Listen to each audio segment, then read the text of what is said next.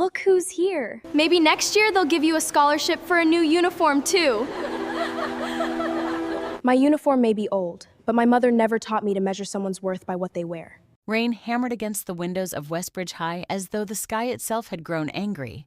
Inside the school's grand auditorium, rows of students in crisp uniforms whispered excitedly beneath strings of white lights, banners reading "Future Leaders." Scholarship Gala hung proudly from the walls. Parents, teachers, and local business owners filled every seat, waiting for the announcement of the year's most prestigious scholarship. At the back of the room stood 16-year-old Lena Carter. She had carefully washed and ironed her only school blazer the night before. Despite her efforts, the fabric still showed years of wear. The cuffs had faded, and one button had been sewn back on with thread that didn't quite match. She kept her chin high anyway. Her mother always said, "People can see old clothes. They should never see a broken spirit." Lena repeated those words silently whenever she felt invisible. Unfortunately, today, staying invisible wasn't an option. As she stepped into the aisle toward the reserved seats for scholarship finalists, a loud voice sliced through the room. "Oh, look who's here." The chatter around the auditorium faded. Everyone turned. Vanessa Whitmore, the most admired girl in school, slowly rose from her seat. She was dressed in a tailored uniform that looked as though it had just come from a designer boutique. Her polished shoes reflected the overhead lights, and a diamond-shaped hair clip shimmered against her dark curls. A few of her friends exchanged amused glances. Vanessa folded her arms. "I was wondering why the cleaners left a chair empty," she said with a smile that never reached her eyes. Soft laughter rippled through the audience.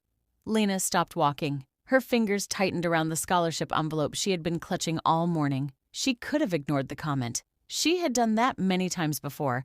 But Vanessa wasn't finished. Vanessa continued loudly, making sure nearby parents could hear. "This scholarship pays for books, right? That's perfect. Maybe next year they can start a charity for uniforms too." This time, the laughter spread farther. Someone covered their mouth. Someone else looked away. A teacher shifted uncomfortably but said nothing.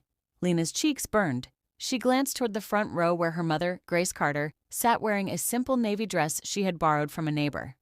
Grace worked double shifts at a small neighborhood clinic, often leaving home before sunrise and returning long after dark. She wasn't rich, she wasn't influential, but she smiled at Lena with quiet encouragement. It was enough to keep Lena standing. Taking a slow breath, Lena looked directly at Vanessa. "My uniform may be old," she said softly, "but my mother never taught me to measure someone's worth by what they wear." The auditorium fell silent. For a brief moment, even Vanessa looked caught off guard. Then she laughed. "Oh, that's adorable." She leaned closer. "Tell me something, Lena." Her voice dropped just enough to sound cruel instead of loud. "How does it feel knowing your mother could work for the rest of her life and still never afford the life my family has?"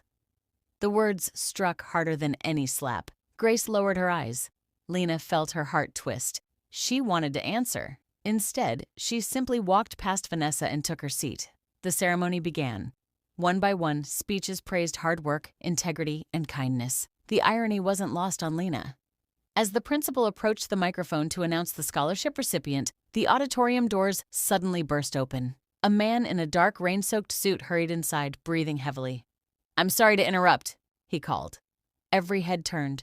The man looked directly toward the front row. Is Grace Carter here?" Grace slowly stood. I'm Grace." The stranger swallowed hard. His face carried a mixture of urgency and disbelief. "I've been searching for you for almost 17 years. A stunned silence settled over the room. Grace's smile disappeared. Her hands began to tremble. "I think," the man said, his voice barely above a whisper, "I owe you the truth about your late husband." Lena stared at her mother. Late husband?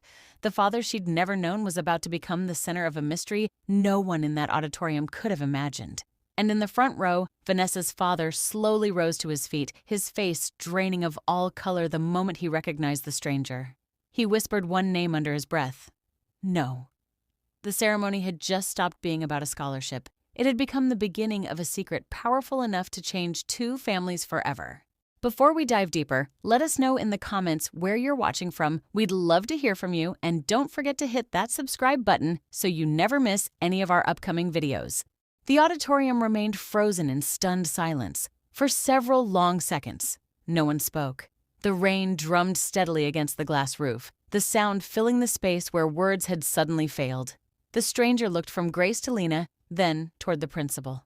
"I'm sorry," he said quietly. "This isn't the place." His voice carried the weight of someone who had rehearsed this moment 1,000 times but still wasn't prepared for it. The principal, sensing the growing tension among the students and parents, gently suggested that the ceremony continue while Grace spoke privately with the visitor. Grace hesitated. She looked at Lena. Lena managed a small nod, though her stomach was tied in knots. "It's okay, Mom," she whispered. "Go." Grace squeezed her daughter's hand before following the stranger into a nearby conference room. Across the aisle, Vanessa watched with narrowed eyes. "What a performance," she muttered to her friends. "Maybe they're trying to get sympathy votes." A few girls chuckled, but Vanessa's father, Richard Whitmore, wasn't laughing. His eyes never left the conference room door. His usually confident posture had stiffened, and a bead of sweat rolled slowly down his temple despite the cool air inside the auditorium. Something was terribly wrong. The scholarship ceremony eventually resumed. Lena barely heard a word. The applause around her sounded distant, as if she were underwater. Her thoughts circled the same question over and over. Someone had been searching for her mother for 17 years. Why? Her father had died before she was born. Or at least, that's what she'd always been told. Grace rarely spoke about him. Whenever Lena asked as a child, her mother would smile sadly and say, "Your father wasn't here long enough to hold you, but he loved you before he ever saw your face." Those words had always been enough. Until today. When the ceremony ended, students spilled into the corridors, buzzing with excitement. Some celebrated awards, others gossiped about the mysterious interruption. Naturally, the rumors spread faster than the truth. "I heard Lena's dad wasn't really dead." "No, someone said he left another family." "I heard they're about to inherit millions."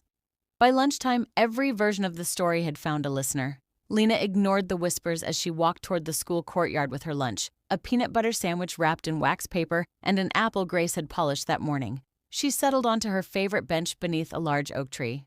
It wasn't much, but it was peaceful. Or at least, it usually was. Moments later, Vanessa appeared with 3 friends, balancing expensive coffees and shopping bags from designer stores. She stopped in front of Lena's bench. "So," Vanessa said, crossing her arms, "should we start calling you Cinderella now?" Her friends laughed. Lena didn't respond. Vanessa leaned closer. "I mean, yesterday you were just poor." She smiled sweetly. "Today, you're mysterious poor." More laughter. Lena quietly folded the wrapper around her sandwich. "I don't feel like arguing." "Oh, I know." Vanessa tilted her head. "People without money usually don't."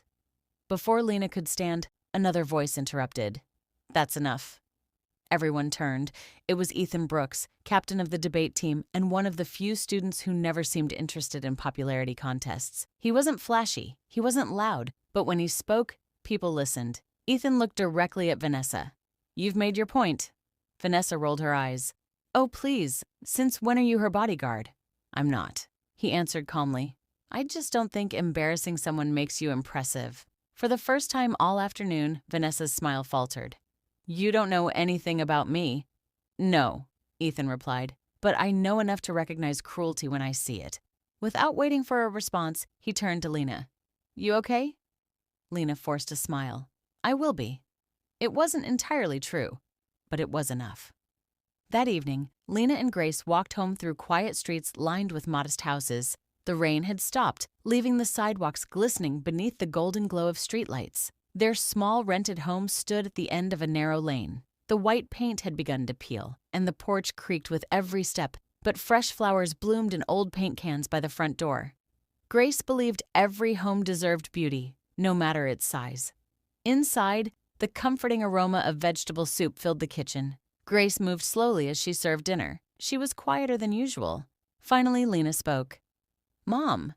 Grace looked up. Was that man telling the truth? A long silence settled between them. Grace stared into her bowl before answering. "I don't know." "You recognized him?" Grace nodded.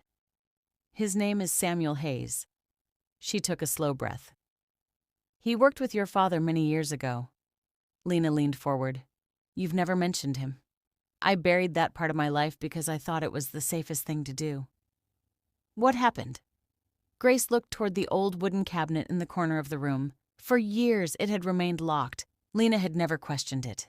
Grace slowly stood. Her hands trembled as she crossed the room. From a chain around her neck, hidden beneath her blouse, she removed a tiny brass key. The lock clicked open. Inside rested a weathered leather box, carefully wrapped in a faded blue cloth. Grace carried it to the table as though it contained something fragile enough to break with a single breath. She looked at Lena with tear-filled eyes. "I promised your father," she whispered, "that I would never open this unless someone came looking for us." Lena felt her heartbeat quicken. Grace slowly untied the cloth and lifted the lid. Inside lay a stack of yellowed letters, a silver wristwatch, a photograph of a smiling young man holding another man by the shoulder, and beneath them all, a sealed envelope. Across the front, written in bold handwriting, were 6 words that made Grace's hands begin to shake.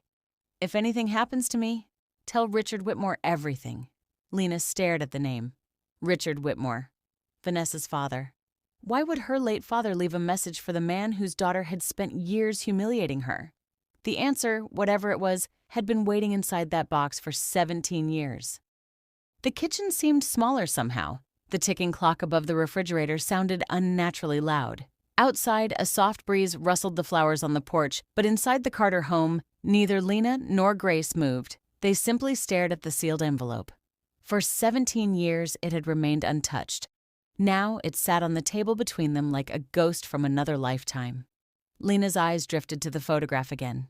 The young man smiling at the camera had her eyes, the same gentle shape, the same thoughtful expression.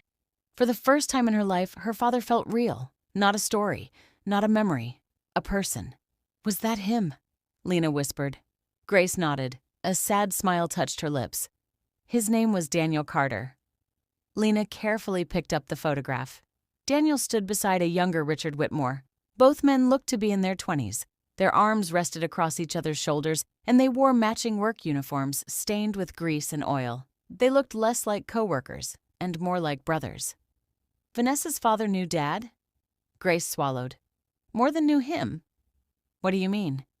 For a moment, Grace seemed to debate whether to answer. Then she opened the envelope. The paper inside had yellowed with age, the edges were worn, but Daniel's handwriting remained clear. Grace unfolded the letter. As she began reading, her voice trembled. "If you're reading this, then something has happened to me. Grace, I pray that never becomes true. But if it does, there is something you deserve to know. Richard Whitmore is not only my business partner, he is my closest friend. Years ago, when everyone else walked away from him, I didn't. His father's company was collapsing. The banks refused to help. Investors disappeared overnight. Richard was ready to lose everything. So I made a choice. I sold the land my father left me. I invested every dollar into saving the company. I never told anyone because I didn't do it for recognition. I did it because friendship means standing beside someone when there's nothing left to gain. Richard promised that if the company ever succeeded, he would help build a future for our families together. I trust him with my life. If I am gone, show him this letter. He'll know what it means. And Lena, if our daughter ever reads this, tell her that wealth isn't measured by what people own. It's measured by what they're willing to give away.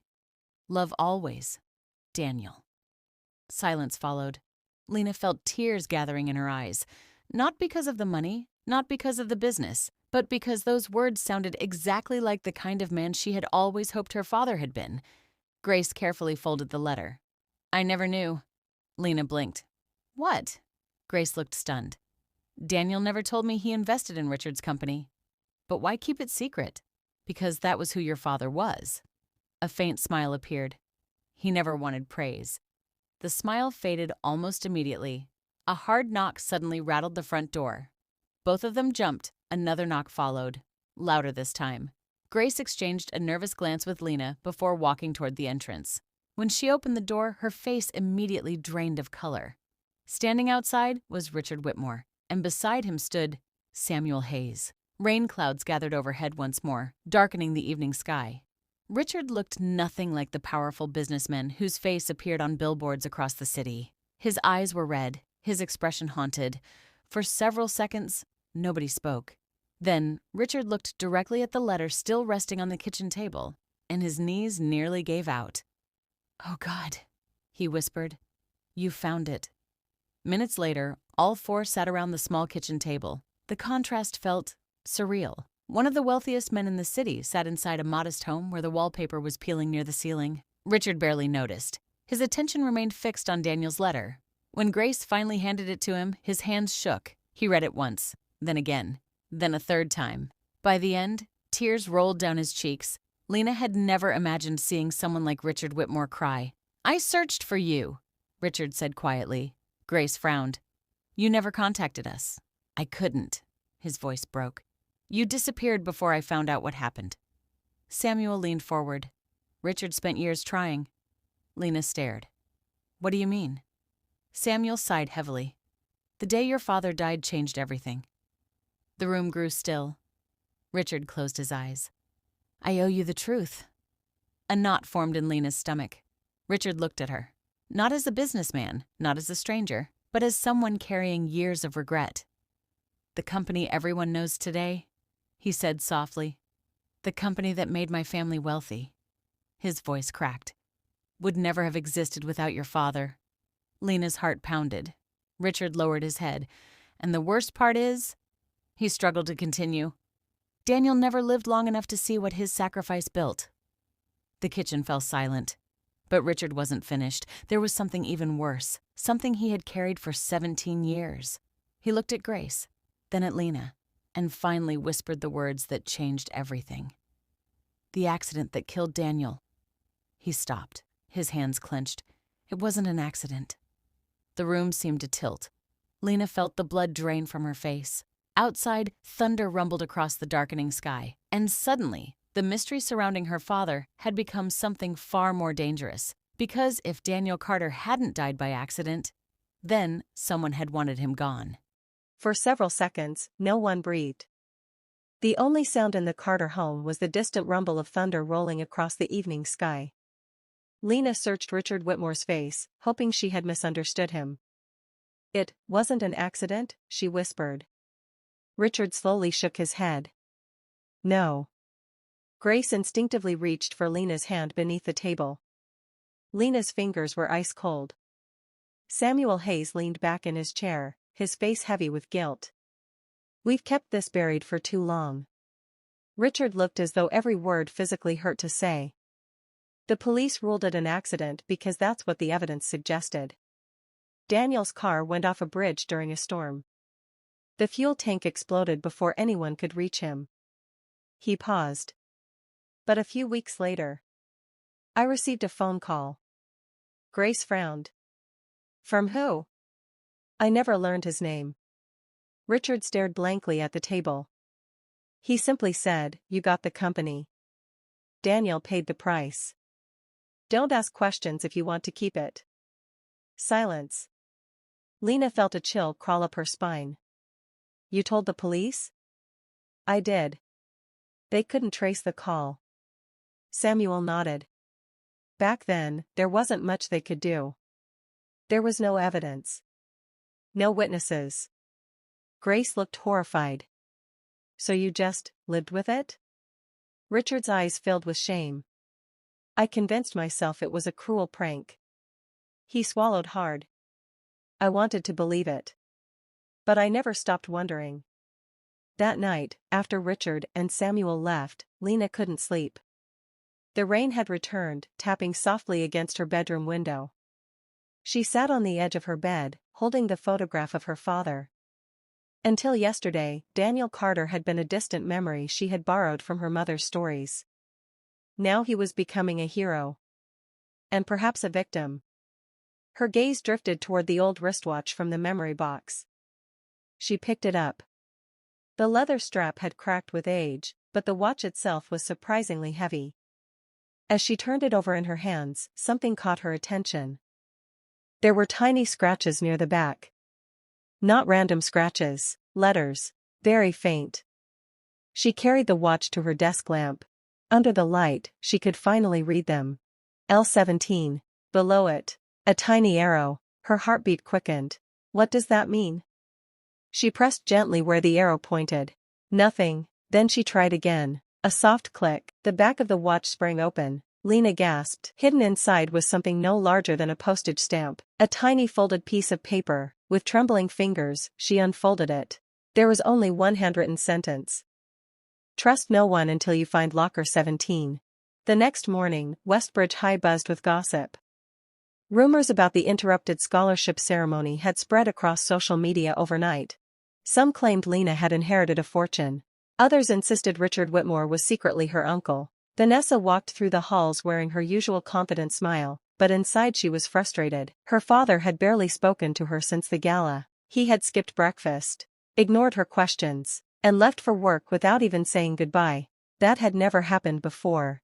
She spotted Lena at her locker. Without thinking, she marched over. So, Vanessa said, forcing a laugh. Are you famous now? Lena closed her locker calmly. I don't know. Vanessa folded her arms. My dad knows your family? I just found that out myself. Vanessa searched Lena's face. For the first time, she didn't see embarrassment. She saw sadness, real sadness. It unsettled her. Before she could respond, Ethan Brooks approached. He noticed the tension immediately. Everything okay? Vanessa scoffed. Perfect. She turned and walked away, though much less confidently than usual. As she disappeared down the hallway, Ethan looked at Lena. You don't look okay. Lena hesitated. She wanted to tell someone. About the letter. About the watch. About locker 17. Instead, she simply said, my father wasn't who I thought he was. Ethan didn't ask questions. He simply nodded. If you ever need someone to listen. His sentence trailed off with a kind smile. Lena managed a grateful one in return. That afternoon, Grace received an unexpected visitor at the clinic where she worked, Richard Whitmore. He looked exhausted. I need your help. Grace crossed her arms. After 17 years? I deserve that. He lowered his eyes. But this isn't about me anymore. He placed an old newspaper clipping on the desk. Grace's breath caught. The headline read, Local entrepreneur dies in tragic car crash. Beneath the article was a photograph of Daniel. Richard pointed to the edge of the newspaper. I never noticed this before. Grace leaned closer. In the background of the accident photo, barely visible through the rain, was another vehicle, a black sedan, parked on the bridge, watching. Her pulse quickened. Who owns that car? Richard answered quietly. I've hired investigators. They're trying to find out. Just then, Richard's phone vibrated. He answered. Within seconds, the color drained from his face. What? His voice became barely audible. When? He slowly lowered the phone. Grace stood. What happened? Richard looked toward the clinic window, his expression frozen in disbelief. My investigator, he swallowed, was found dead this morning. The room seemed to spin. Grace covered her mouth. Richard whispered the words neither of them wanted to hear. Someone doesn't want the truth uncovered. Across town, Lena stood in front of an old storage building beside the abandoned Westbridge train station.